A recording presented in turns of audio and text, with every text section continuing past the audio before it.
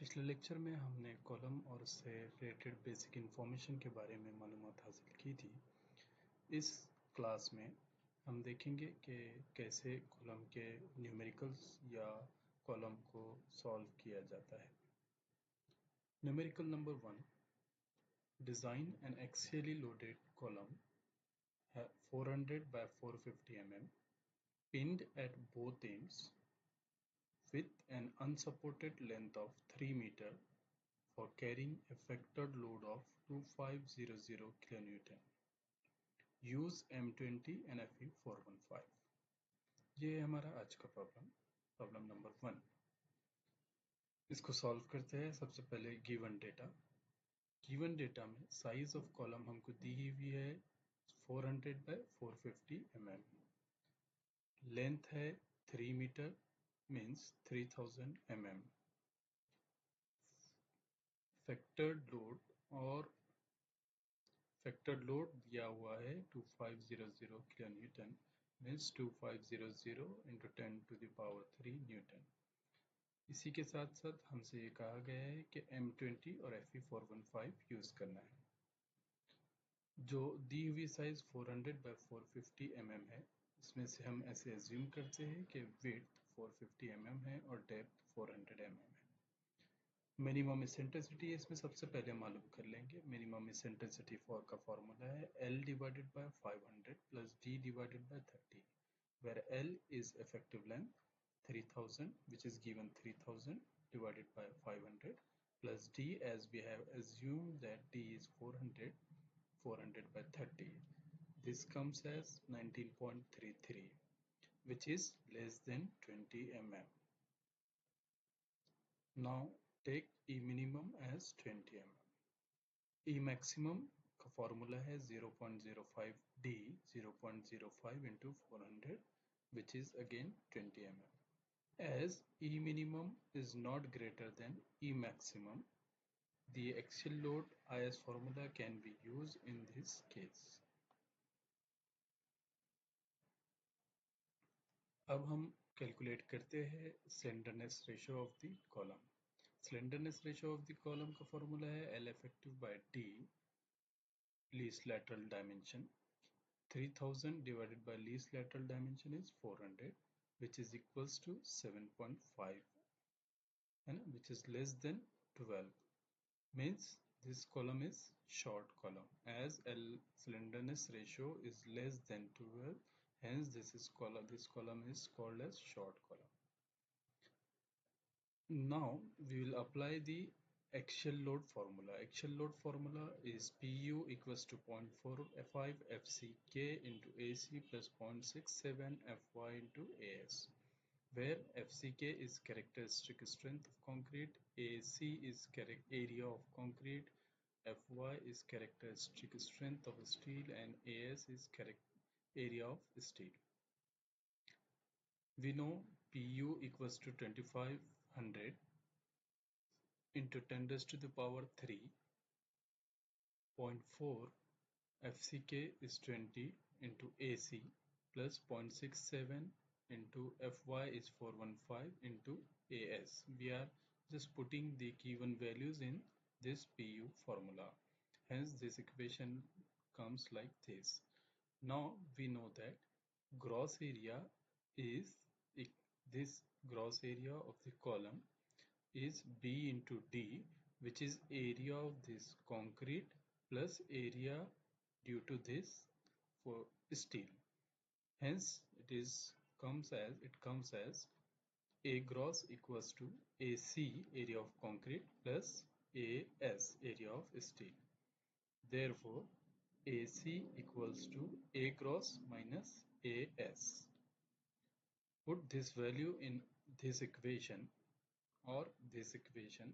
we will get 2500 into 10 to the power 3 equal to 0.4 into 20 into AC की value आ जाएंगी AG minus AS, area of gross minus AS। ये करते हैं हम तो हमको area of concrete, available area of concrete मालूम हो जाएगा, प्लस 0.67 into 415 into AS। इसको इस इक्वेशन को जब हम सॉल्व करते हैं तो हमारे पास ए एस का वैल्यू आता है। A S equals to 2500 into 10⁻³ minus 0.4 into 20 into A G divided by 0.67 F Y minus 0.4 into 20। इस केस में हमारे पास एरिया ऑफ स्टील आता है 3925 mm²। Design of transverse steel. Diameter of transverse steel is 1/4 into diameter of longitudinal bar। हमने यहाँ पे longitudinal bar के लिए जो diameter यूज किया है वो 25 mm है।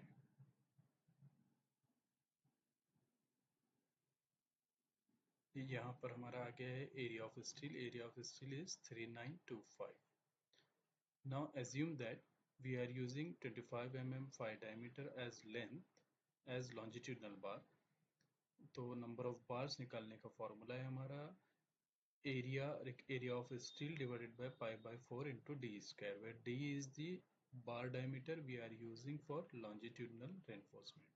area of steel हमारे पास मालूम हुआ है 3925 डिवाइडेड बाय पाई बाय 4। हम ऐसे एज्यूम कर रहे हैं कि 25 mm का बार यूज करेंगे, 25 का स्क्वायर, इसलिए d की जगह 25 रख लिया। तो यहाँ पे नंबर ऑफ बार्स आता है 7.99 से 8 bars of 25 mm had to be use. अब हमें इसकी मालूम करना है स्पेसिंग। स्पेसिंग कितनी होगी, और स्पेसिंग निकालने से पहले ये हमारे पास आया था area of steel required. Now as per this the number of bars to be provided is 7.99, but we are providing 8 bars of 25 mm। so सबसे पहले हम कैलकुलेट करेंगे area of steel provided. Area of steel provided का formula है number of bars provided multiplied by pi by 4 into D square. D is the diameter of बार।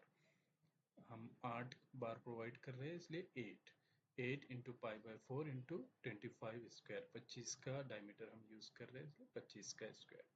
इससे हमारे पास आ जाता है A S provided, area of steel provided is 3927 mm square, जबकि हमने use किया था 3925, रिक्वायर्ड था 3925 और हम प्रोवाइड कर रहे हैं 3927 mm स्क्वायर।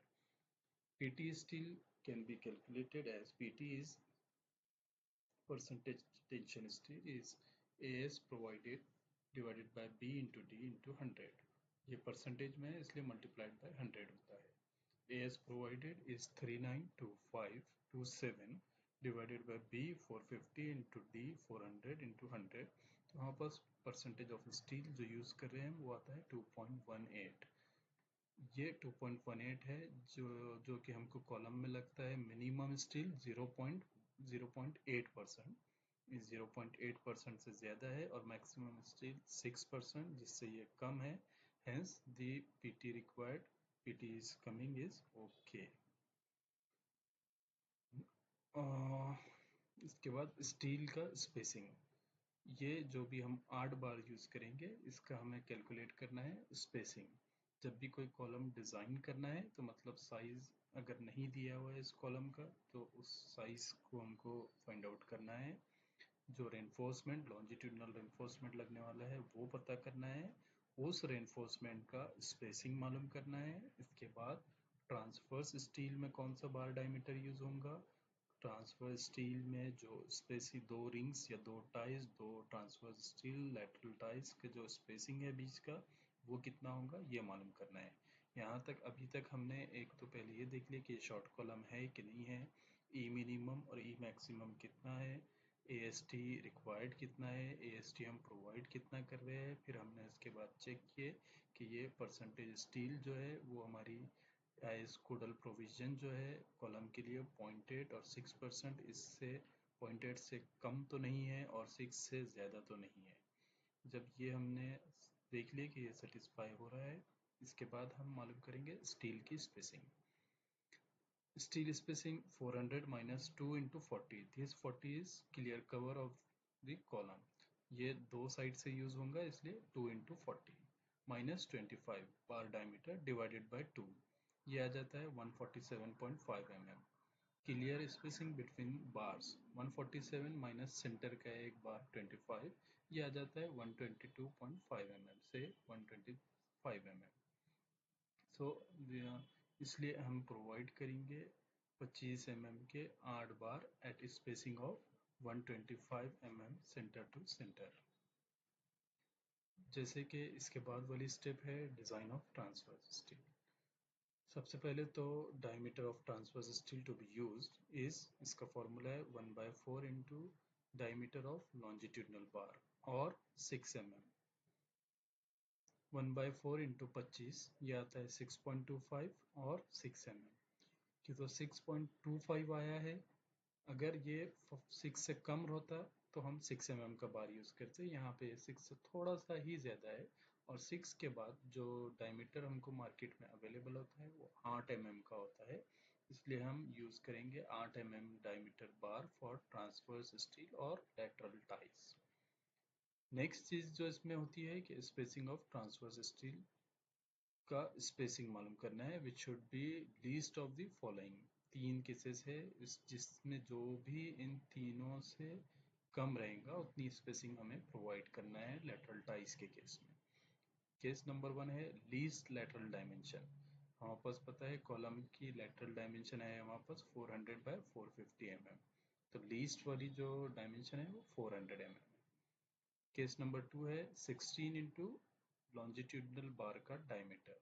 16 इंटू लॉन्जिट्यूडनल बार का डायमीटर हमने जो यूज़ किया है वो 25 mm है। अगर एक से ज़्यादा बार यूज़ होते हैं किसी कॉलम में और दो अलग अलग डायमीटर यूज़ होते हैं किसी कॉलम में, तो हमें ये लॉन्जिट्यूडनल बार का जो डायमीटर लेना है वो डायमीटर लेना है जो सबसे कम है। सपोज आप किसी कॉलम में 25 और 16 mm के बार यूज़ किए, हो सकता है कि आप यूज़ करें 4 बार 25 mm के और 4 बार 16 mm के, और वो स्टील की कंडीशन सेटिस्फाई करती है, तो उस केस में हमें यहाँ पे जो बार डायमीटर लेना पड़ेगा तो वो मिनिमम वाला बार डायमीटर लॉन्जिट्यूडनल रेनफोर्समेंट का लेना पड़ता है। इस पर्टिकुलर प्रॉब्लम में हम 25 mm ही यूज़ कर रहे हैं, एक ही बार डायमीटर यूज़ हो रहा है लॉन्जिट्यूडनल बार्स के लिए, तो इसलिए हम यहाँ पे यूज़ करेंगे 16 इंटू 25 विच इज़ 400। और केस नंबर 3 है, सी है 300 mm। ए बी सी, ए में जो यूनिट आ रही है हमारे पास 400, बी में 400, सी में 300 mm। इन तीनों में से जो सबसे कम है वो हमें लेटरल टाइज के स्पेसिंग के लिए यूज़ करना है, जो कि हमारे पास आया है 300 mm centre to centre. Hence use 8 mm bars at 300 mm centre to centre for transverse steel.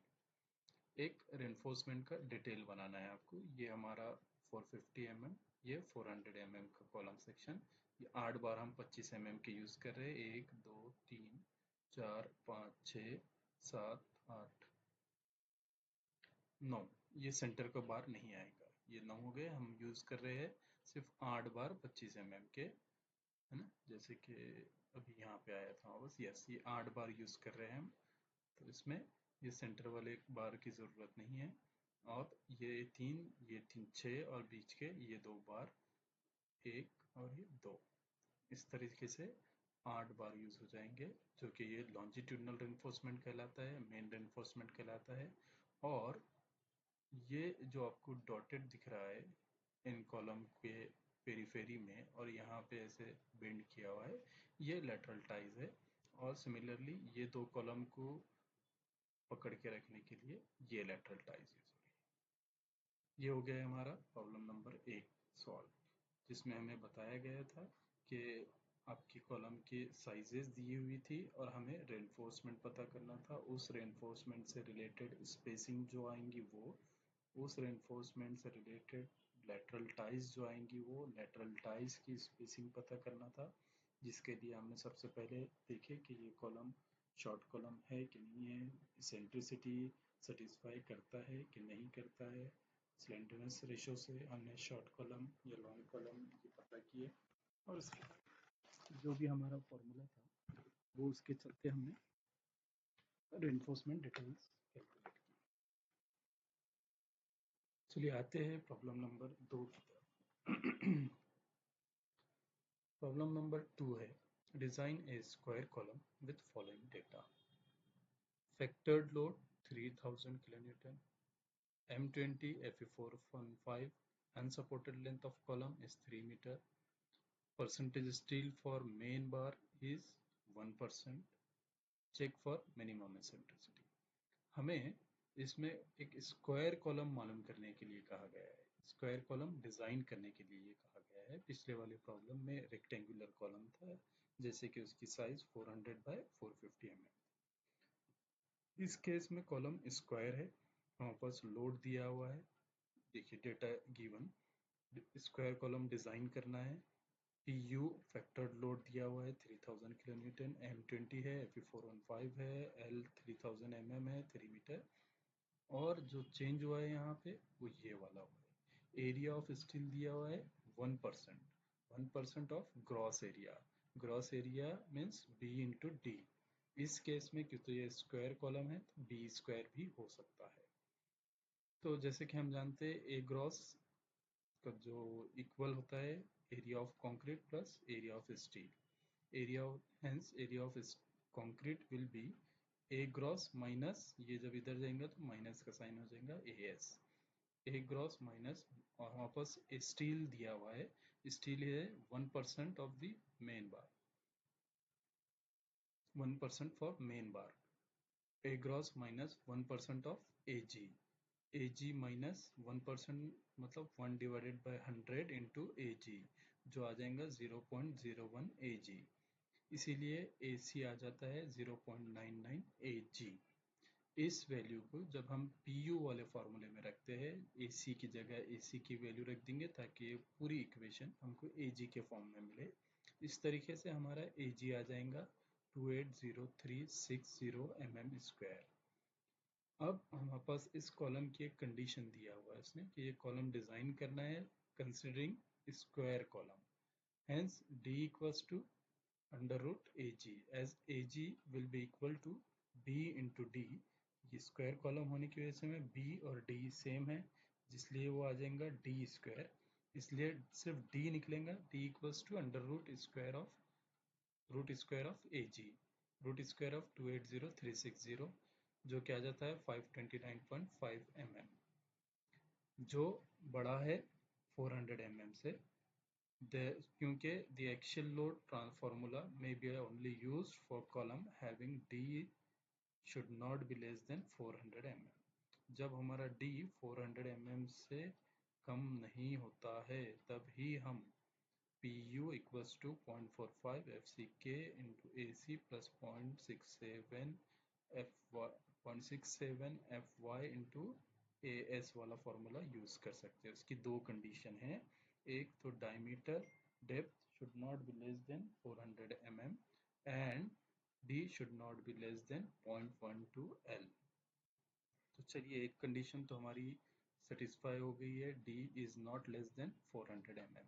अब हम चेक करते हैं D कहीं 0.12 L से छोटा तो नहीं।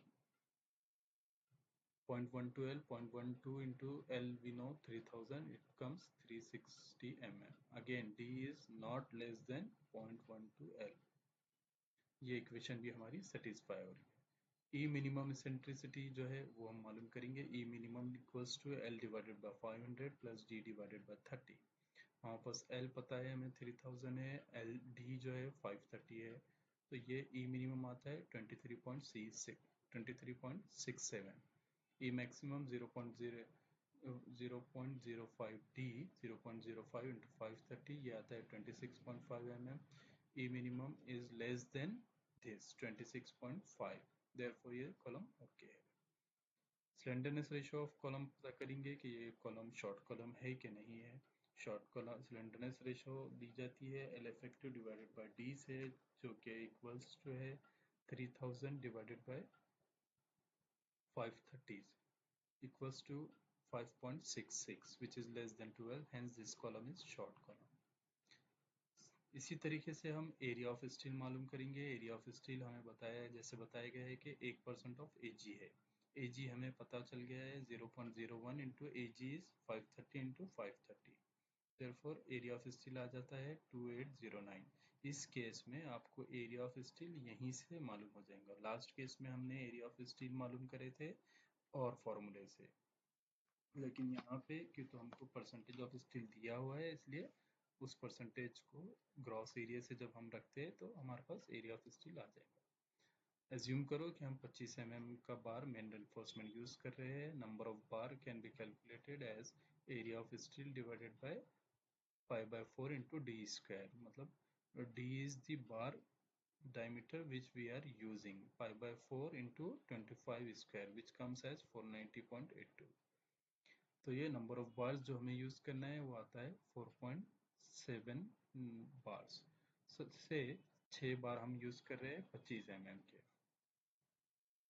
Now area of steel provided is 6 into pi/4 into 25 square जो आता है 2943। हमें स्टील रिक्वायर्ड था 2809, हम यूज कर रहे हैं 2943। परसेंटेज ऑफ स्टील चेक कर लेंगे कि ये 0.8 से ज़्यादा है या नहीं और 6 से कम है या नहीं। A percentage steel is calculated as percent PT equals to AS provided divided by B into D into 100। AS provided is 2943 divided by 530 into 530 into 100, which comes as 1.04, which is greater than 0.8 and less than 6%, and this is okay. Again, हम जो हमारी last condition है transverse reinforcement वो पता करेंगे links के लिए, टाइस के लिए, रिंग्स के लिए। इसका डायमीटर सबसे पहले तो कैलकुलेट करेंगे 1/4 into diameter of main bar. Diameter of main बार हमने जो यूज़ किया है वो 25 mm है, ये आता है 6.25 और 6 mm। इन दोनों में से जो भी वैल्यू कम है, जो भी वैल्यू ज़्यादा है, हमें वो लेना पड़ता है। क्यों तो यहाँ पर 6.25 आ रहा है, इमीडिएट इसके बाद 6 mm के बाद जो बार यूज़ होता है वो 8 mm का होता है, इसलिए हम इस केस में यूज़ करेंगे 8 mm का बार। स्पेसिंग इन तीनों कंडीशन में से जो सबसे कम आती है वो हमें लेना है, जैसे कि मिनिमम लेटरल डायमेंशन। इस केस में क्यों तो कॉलम स्क्वायर है इसलिए डी आ गया 530, और सेकेंड वाला इक्वेशन है 16 इंटू 5L। हमारा 5L लॉन्जिट्यूडनल बार का डायमीटर है 25 mm, इसलिए ये आता है 400 mm और 300 mm। इन तीनों में सबसे लीस्ट डायमेंशन जो है वो 300 mm है। Hence use 8 mm reinforcement of at 300 mm center to center for lateral ties। ये हो गया हमारा प्रॉब्लम नंबर 2।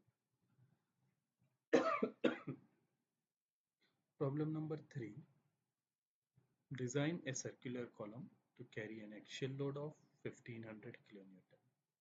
यहाँ पे देखिए एक बात जो इम्पोर्टेंट है, एक्सियल लोड दिया हुआ है वो कितना है 1500 kN using MS lateral ties।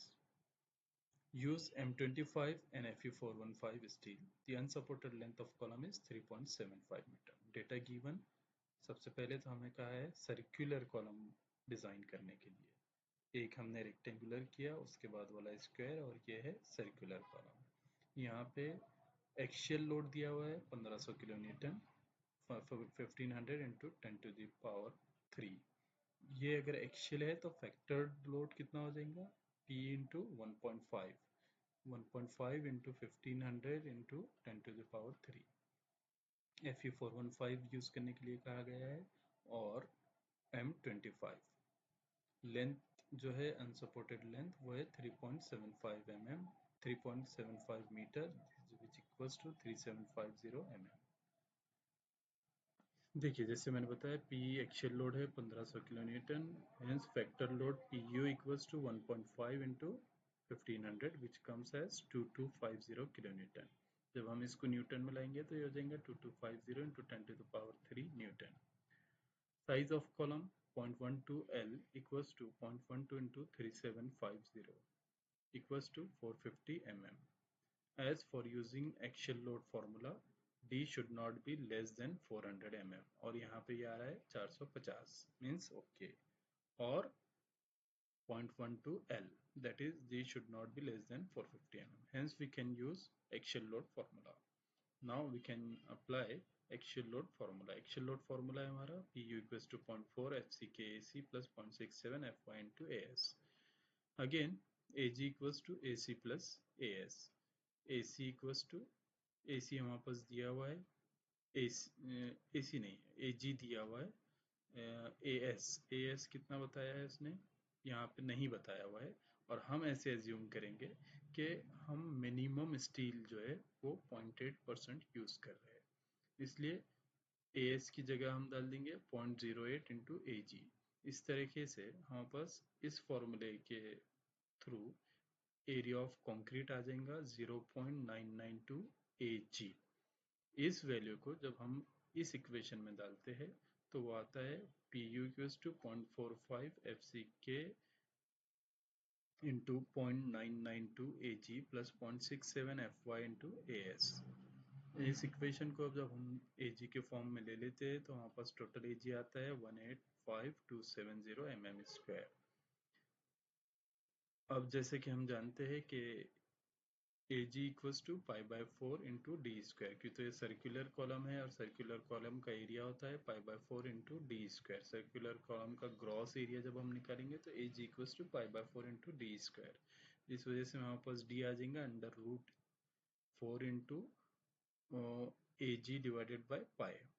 इस तरीके से हमारे पास डेप्थ आती है 485.7 mm से 500 which is greater than 450 mm, hence this is okay। Area of steel calculate करेंगे क्योंकि हमने एरिया ऑफ स्टील ये एज्यूम किया है कि 0.8% ऑफ ग्रॉस एरिया है, means 0.08 into AG, 0.08 into pi by 4 into D square. यहाँ पे सर्कुलर कॉलम का जो डी है वो हमने एज्यूम किया है 500, जैसे कि इस केस में यहाँ पे अभी आया है। जो हमने मालूम किए यहाँ पे डी वो आया है 500। इस तरीके से हमारे पास एरिया ऑफ स्टील आ जाता है 1571 mm²। Assume 16 mm diameter bar is used for longitudinal steel. By now, number of bars can be calculated as area of steel divided by pi by 4 into d square। number of bar आता है 7.81 से 8 bars। यहाँ पे लिखने का provide 8 bars to be used of 16 mm diameter। AS provided equals to 8 bar into pi by 4 into 16 square equals to 1608 mm²। Again, same design of transverse steel. Diameter of bar for transverse steel is 1 by 4 into 5L or 6 mm, whichever is less। 1 by 4 into 16 और 6 mm, 4 mm और 6 mm। इस case में हम बार use करेंगे 6 mm का, क्योंकि 4 mm available नहीं रहता है मार्केट में। इवन तो हमारे पास ये कंडीशन है whichever is less। हमारा आंसर आया है 4 mm और 6 mm, लेकिन 4 mm का बार यूज नहीं होता है, इसलिए हम यूज करेंगे 6 mm।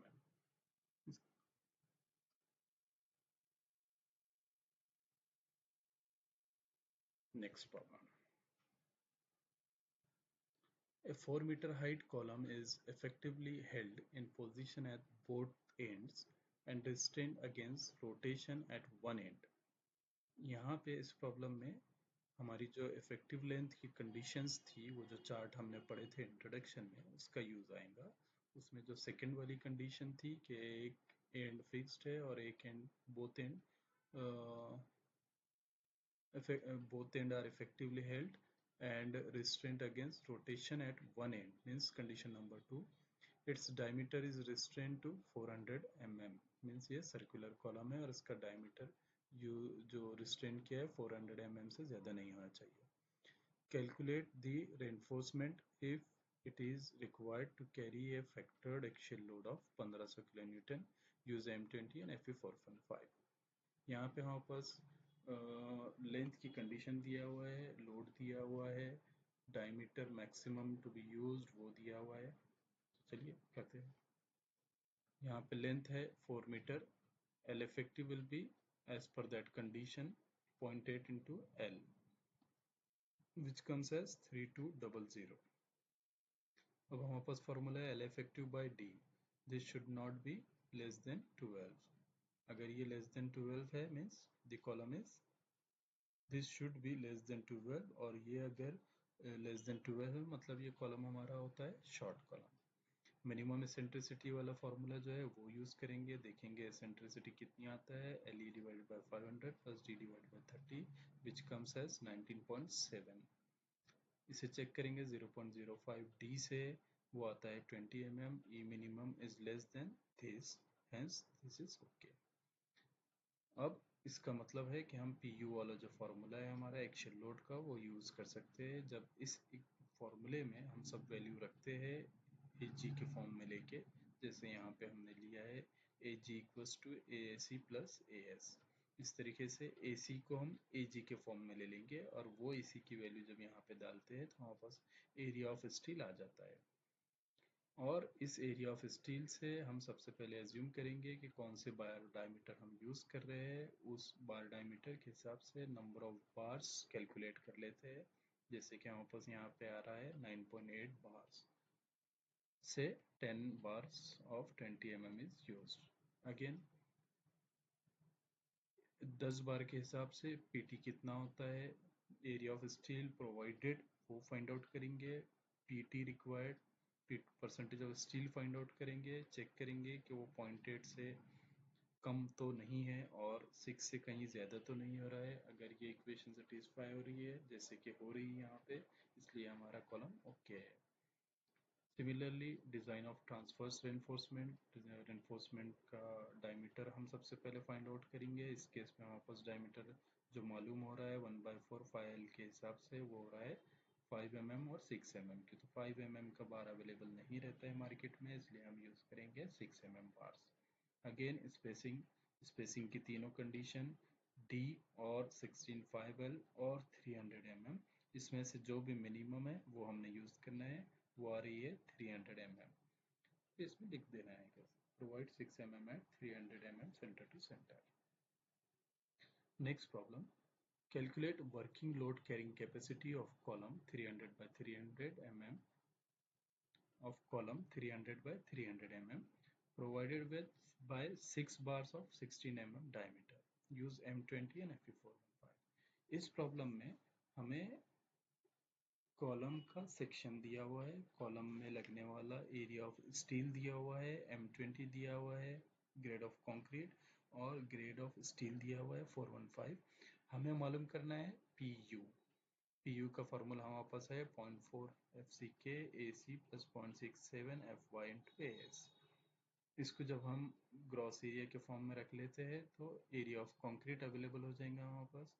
एरिया ऑफ कंक्रीट इसमें डाल दीजिए आप इस इक्वेशन में, तो हमारे पास पी आ जाएगा जो कि 10445.68 किलो न्यूटन।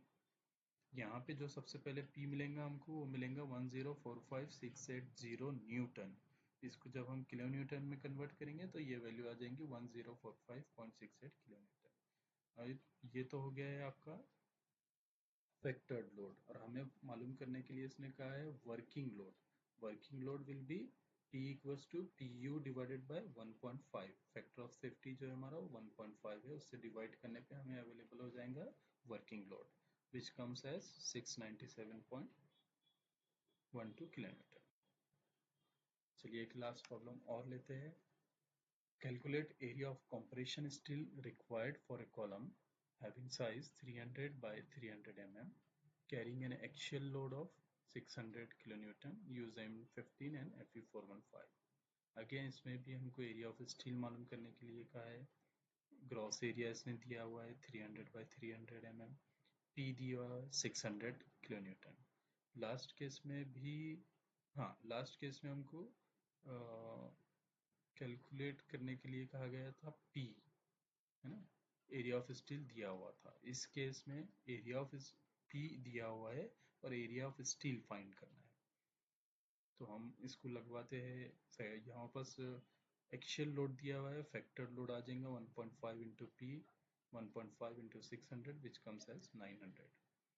पी यू के फॉर्मूले में 0.4 F C K A C plus 0.67 F Y A S, इसमें जब हम इसको ए सी की वैल्यू ए जी के फॉर्म में रखेंगे तो हमारे पास ए एस आ जाएगा ये वाला, और ए एस की वैल्यू आ जाती है 1323 mm स्क्वायर।